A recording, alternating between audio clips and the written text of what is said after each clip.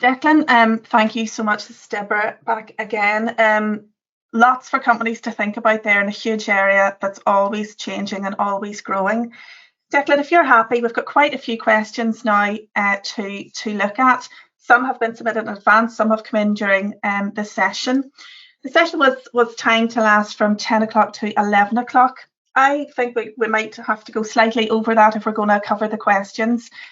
So please do stay tuned if you want to hear the answers to all the questions come through. It's also worth noting this session is actually being recorded today, including this question and answer session, and it will be available on the InvestNI website within the next couple of weeks. So do keep an eye on the InvestNI website, support for businesses. You'll see a section on video tutorials, and all tutorials across all areas, not just social media, that InvestNI have done in recent times will be available there. So Declan, if you're happy, we'll make a start. Yep, perfect. Thanks, Deborah. Okay, some of the questions are very specific, obviously relating quite tightly to organisations' needs at the moment. Others are a bit more general. Maybe the first one is one of those more general. Any key tips or tactics how to start to grow your social media followers? What should you be doing in the first instance to get those numbers up? Yeah, so good question. I think the first thing you need to be doing is creating really good content. That is the vehicle that you need in order to engage with your target audience. So first of all, the content needs to be good, and it needs to be relevant, and it needs to be worth them hitting like, commenting, tagging somebody on it, or sharing it. So first of all, it needs to be good content. But the second part of that, I would say that growing your social media followers used to be the sort of be all and end all, because the more followers you had, the more potential reach you have, and it's changed slightly, somewhat because of various social media algorithms and so on, whereby a company may have 10,000 followers, but they post out organic content and maybe reach 10% of those 10,000 followers. So the way to get around that, which is what I've said before, is to create good content. So even if you had 500 followers, if you post out a good piece of content, you may reach 5,000 people. So regardless of maybe growing your audience, is focus on the content. And if you have good content, not only will you reach more people, but organically you will build a bigger audience as well. Okay, thank you. What about hashtags, Declan? Should you use them? Is it important to use them? And if so, how many should you be putting on the end of posts? Yeah, hashtags are one of the key things in order to get visibility, especially on platforms like Instagram and TikTok. That's how they categorize posts and so on.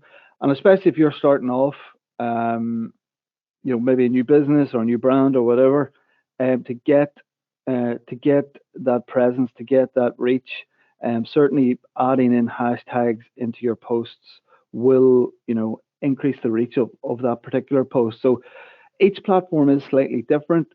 There's a recommendation of around 1 to 2 posts on Facebook. 1 to 2 hashtags on Facebook, 1 to 2 hashtags on LinkedIn. Instagram does vary. I have seen various posts with 5, 15 posts, but I tend to keep it in between that, and maybe go 9 or 10 hashtags for each post. I've also seen on Instagram, people not putting them in the actual post anymore. They've gone into the first comment, so they've actually put in maybe 1 or 2 hashtags in the post, but then flooded sort of the first comment box with maybe 9 or 10 hashtags as well, because it looks a little bit better. And then on maybe the likes of TikTok, you have 4 or 5 hashtags on TikTok, and Twitter as well. So I haven't mentioned Twitter, so 1 to 2 hashtags on Twitter as well. And what I would say is, just don't put in anything. Do your research. Look at what some of the global brands are using in terms of that content topic. What hashtags have they used? What hashtags have local people used? What hashtags have influencers used in your industry or on that content topic?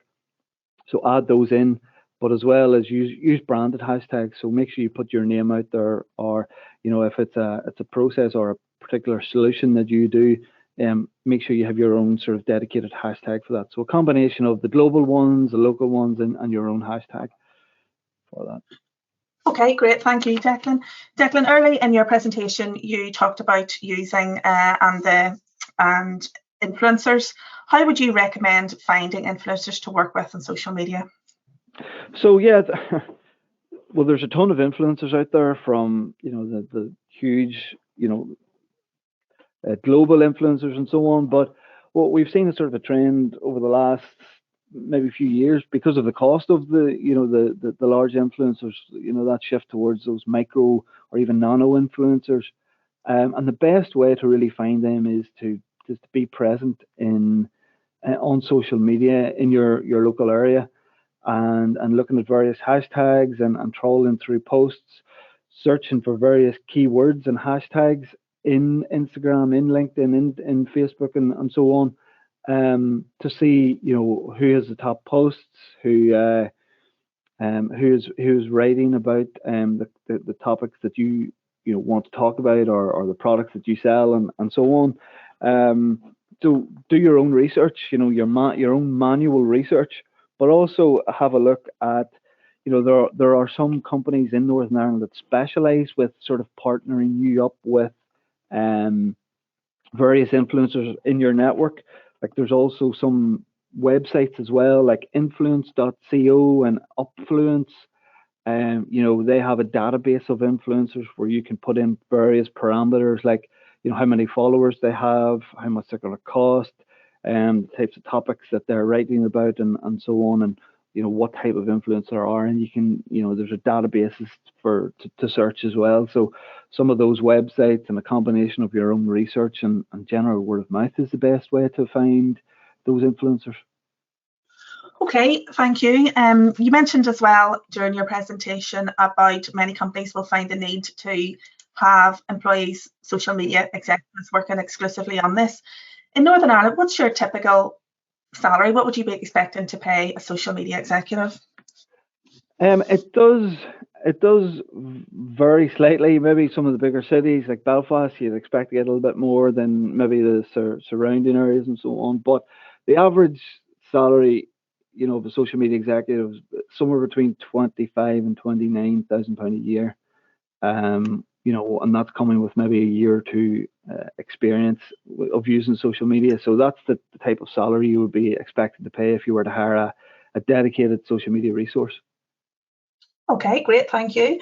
Moving on now to look at B2B sales and the use of social media. Quite a few questions coming around this area.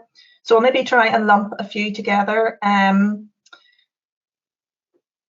Couple of people asking which of the social media trends are most suitable for B2B companies, and how best can our B2B sales team use content marketing and social media. So what are the key trends and the best ways to use content marketing?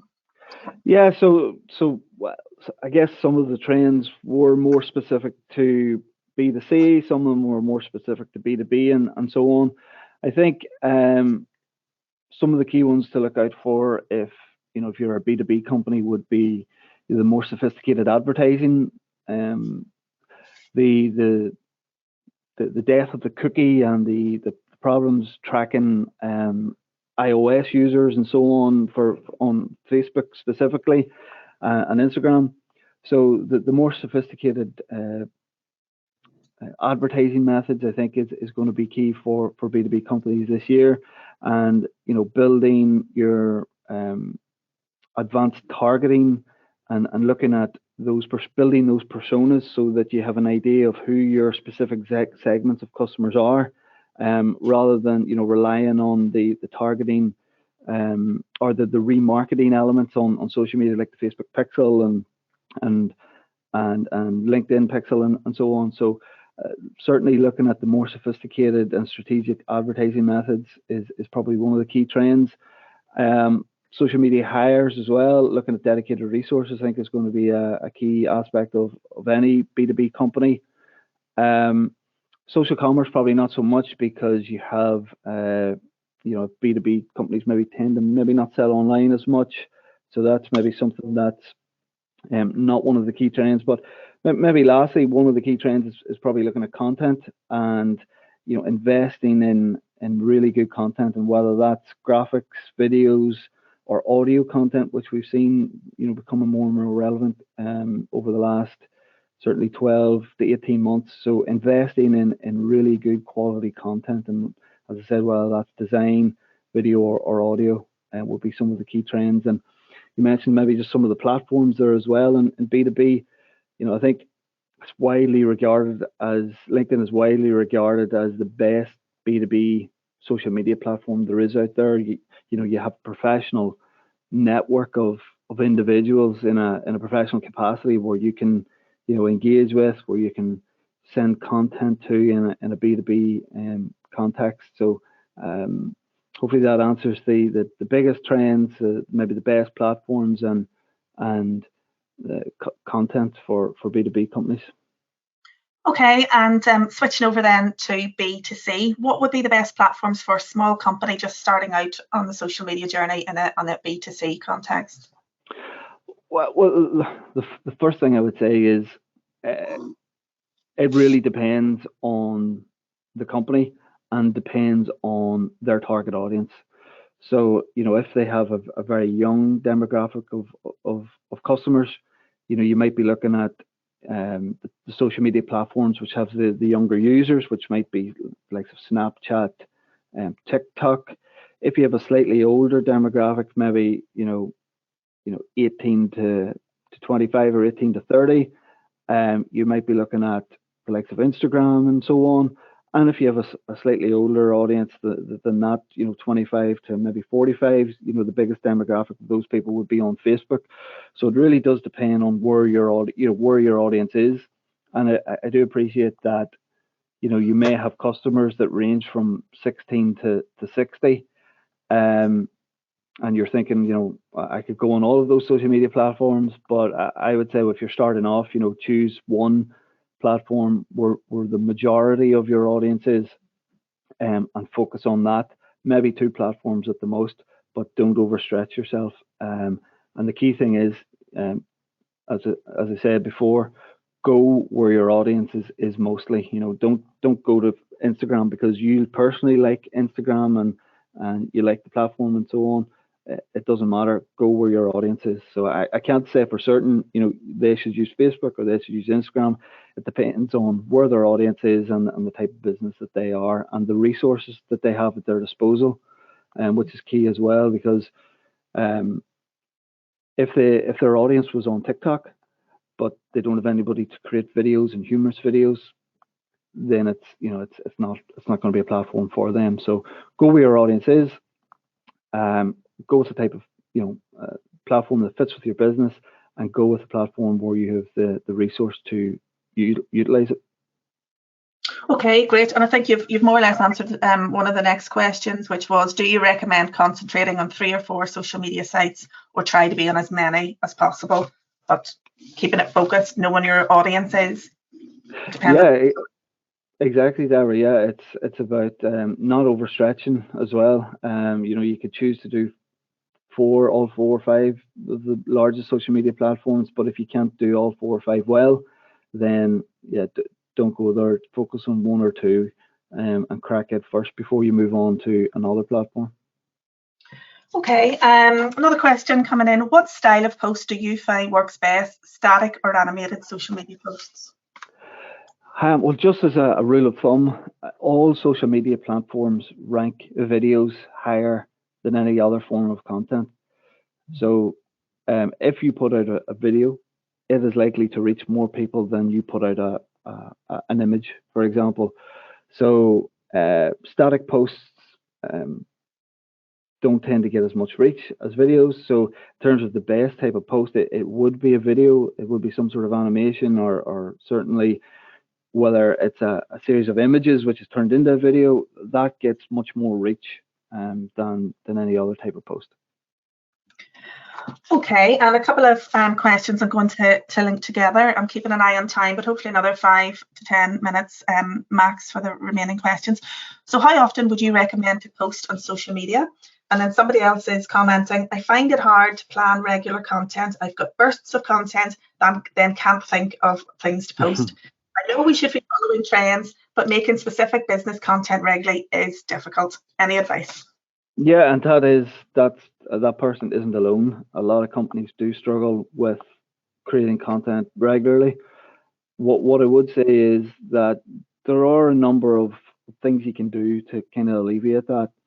Well, first of all, in terms of just content inspiration, if they have split down their audience into different segments or personas, if you want to call them that. So it could be, say, we'll take a female audience. So say there's a female audience of an 18 to 30-year-old group or a segment, and they've created a persona around that. If they truly understand that customer, they should be creating content, which they're going to like and engage with. So that should give them some ideas. Also, say they have another segment of 25 to 35-year-olds or 30 to 40-year-olds. They will be into maybe different things than the younger audience, so they could also create content which matches what they like, and so on. So that could be another sort of source of content inspiration. That could be quite useful, because if you're able to sort of demonstrate and break down those particular segments and groups of people, that should bring that content inspiration. There are other platforms as well, like answerthepublic.com, where you can type in any keyword or phrase, and that'll tell you what people are searching for around that particular topic online. So if people are asking questions around, what is the best, accountancy package to use for a business with under 5 employees, you could create content around what that person is searching around accountancy software or whatever. So Answer the Public is quite good for that as well. General sort of looking at various keywords and speaking to customers.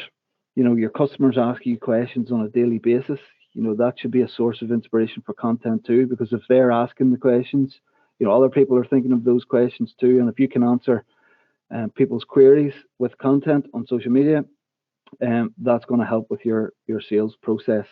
And just the last thing in terms of struggling to create content, what I would recommend as well is creating a content calendar, whether it's 14 days in advance or 30 days in advance or even 7 days in advance.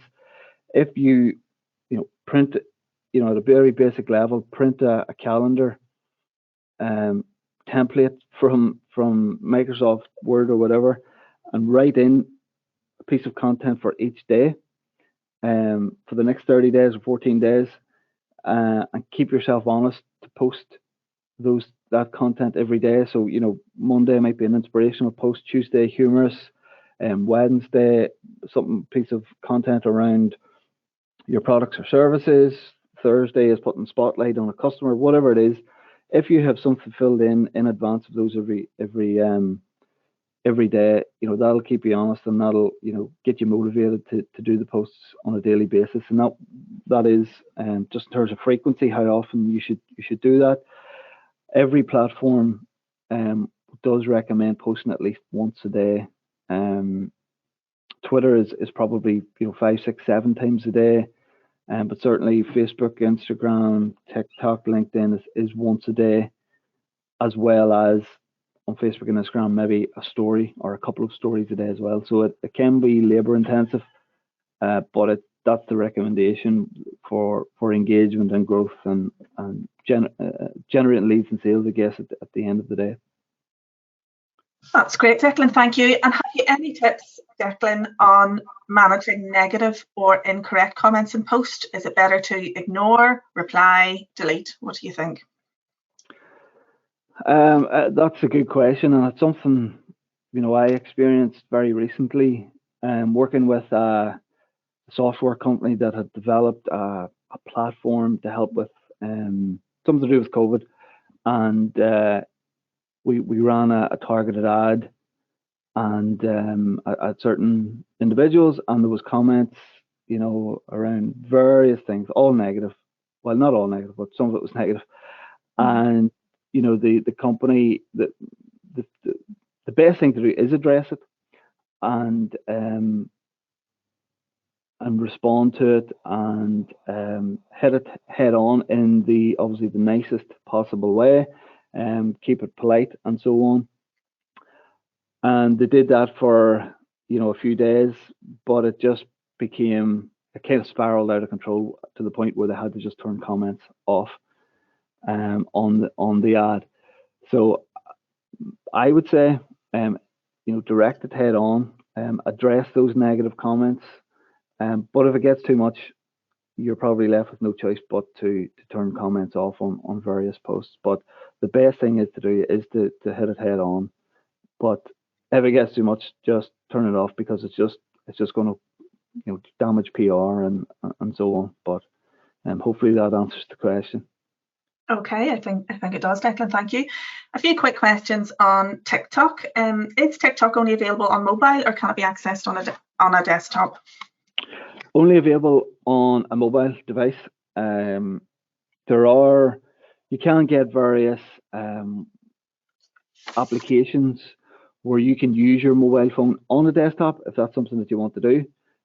So like for Google users or Android users, you can get a little window which looks like a phone on your desktop and use your TikTok app on that. But it's built for mobile. It's mobile first. It's all its tools and things are specific for a mobile. But so I would stick to mobile. And I don't know, it may be available for desktop in the future, who knows, but yeah, only mobile for now. Okay, and do you need a personal account on TikTok to create a business account?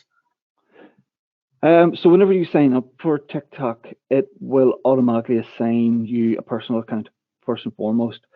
But a bit like Instagram, you can go in and manage your settings and switch to a business or a pro account. Quite simply, you don't need any number of followers or so on, although it is recommended that you maybe have sort of a base before you do switch to a business account. But yeah, you can switch to a business account fairly easily, and you can either switch to a business or a creator account. But most creator accounts would be, massive sort of influencers or large influencers anyway. So I think a business account would be suffice for now. Okay. Declan, do you have any examples of professional services that are doing TikTok well, that people could take a look at, you've seen that's really struck a chord with? Yeah, I suppose it's one of those things that can be difficult to pinpoint companies locally. You need to do lots of searching. There was a real estate company or estate agent in Bangor that were working really well on TikTok, quite humorous and so on. The name escapes me, but I'll get it for you. There are some big brands, I suppose, professional services brands using it really well, like the likes of Adobe. Have a really good engaging TikTok profile. So does Canva, the design tool. Sage are actually really good on it, the accounting software company as well. Shopify, I think I mentioned Shopify during the workshop there, are really good. So if you want to check out any of those brands and see how they're using it, I think that's really would be a good starting point. And I did mention Apex Motion, the robotics company as well during the presentation, to check those guys out as well. But they all take a sort of a humorous or fun sort of stance on TikTok, which I guess is the whole ethos of the platform. So if you are thinking about it, do come with a jovial attitude to it. Okay, and I've just 3 questions left that had popped in to the chat box. One related to TikTok, and it's from a person who works as a social media associate for a small business, and they're specifically asking about TikTok reels and short videos, and looking for some advice on how to get started. The business is focused in Ireland and transfers old tapes such as VHS to digital format. So this person is thinking, afraid that most of their customers wouldn't be on TikTok as they're going to be of a certain age profile. So should they still be looking to engage on TikTok, or what are your thoughts? Yeah, that is an interesting one because they've obviously done some sort of research or have some sort of knowledge. And yes, the people most likely that have VHS tapes would have been adults, in the 80s, 90s, whatever. So, in terms of the target demographic, um, you know, it probably is an older audience. And, strategically, does it make sense to create funny videos for 18 to 25-year-olds? Perhaps not. Now, and it really depends on how much resources they have and so on, because there is a possibility that they could use TikTok to create brand awareness among the younger demographic, which could be, they could influence then their parents or their grandparents, and to say, here's a company that can change your VHS tapes to a digital format. Did you know about them? That could be an element to get into it. Now, how much resources is that going to take to target an influencer in a decision making process? They might be safer focusing on the likes of Facebook, which has an older demographic, to really get their product and their service out there. I think, if it was me making that decision and looking at maybe small resources, I probably would go Facebook first of all, and test it, because it fits with the demographic, in my opinion. But there's nothing to stop them using TikTok as an influencer unless it's resources. Okay, and one query from a company. It's an education award company around inclusivity. We're looking less to sell our services online, but to make people aware of our expertise in this area and to engage educators and concerned individuals in discussion. We publish news stories when a school achieves our enhanced award, but they're not resulting in discussion or engagement at all, really. Any tips?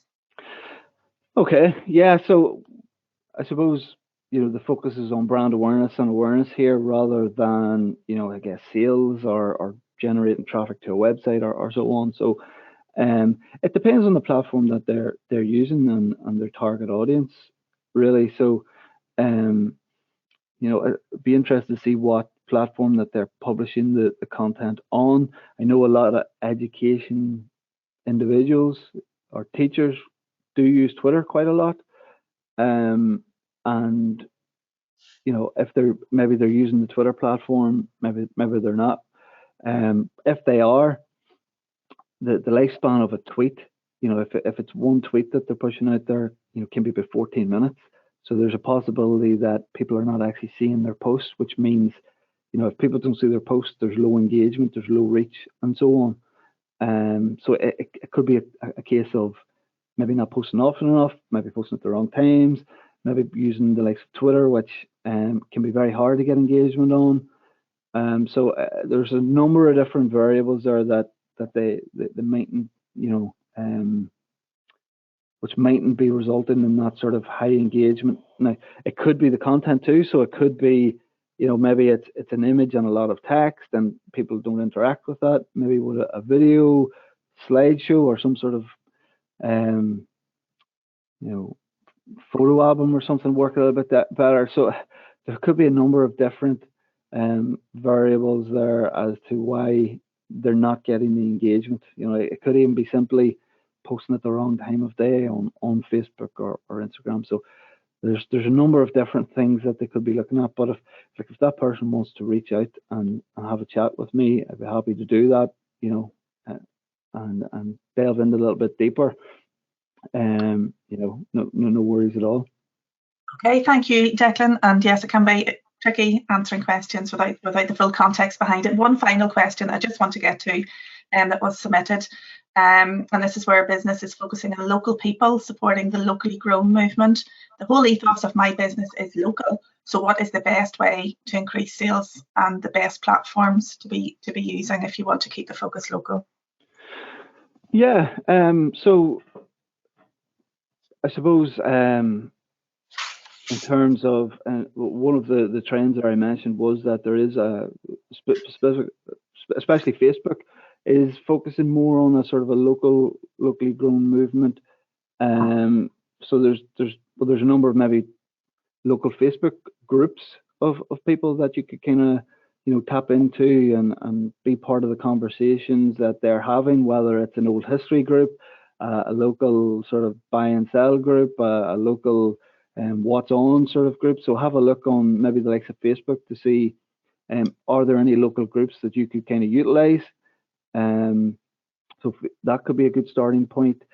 I think tagging your posts on Facebook as well with the local area does increase the reach within that local area too, because people it can come up in people's news feeds and so on. So certainly doing that could work. There is also a new social media platform which seems to be gaining quite a bit of traction called, I think it's called Nextdoor, and it's sort of an extension of a local Facebook group where people in local geographic areas come together and they talk about things like missing pets, strange activity in the area, local events, good deals around products and so on, around various reviews of local businesses and so on as well. So possibly exploring the Nextdoor social media platform. It is a very new platform, and I'm not sure if business can join it and how that sort of maybe promotion works, but certainly something to explore as well, maybe over the next couple of weeks to see how that could fit. Okay, Declan, thank you. I think we'll have to conclude our question and answer session there today. Obviously, social media is one of those areas that's continually moving, and trying to keep on top of trends is challenging. But that's been great today to hear about some of the key trends for this year. So that's our webinar finished for today, and I'd very much like to thank Declan for presenting today. We tried to get through as many of the questions as we could, and we hope you found this session useful. If you were not able to have your question answered today, we continue to update our business website, nibusinessinfo.co.uk, with the latest guidance, advice and FAQs. And to receive updates, if you haven't already, please sign up for the email newsletter on nibusinessinfo.co.uk. Also, do please keep an eye on the Invest NI website, where you can register for all forthcoming events across all topics and across all areas. And as I mentioned previously, today's session has been recorded and will be available on the Invest NI website in the next couple of weeks. Should you wish to be notified of the latest events, news and support from Invest NI, then please also ensure you sign up for our 2-minute update email newsletter at investni.com/newsletter. That's it for today's session. I'd like to thank you all for attending. It's been great to see so many people along to today's session, and I hope you all have a great day. Thank you.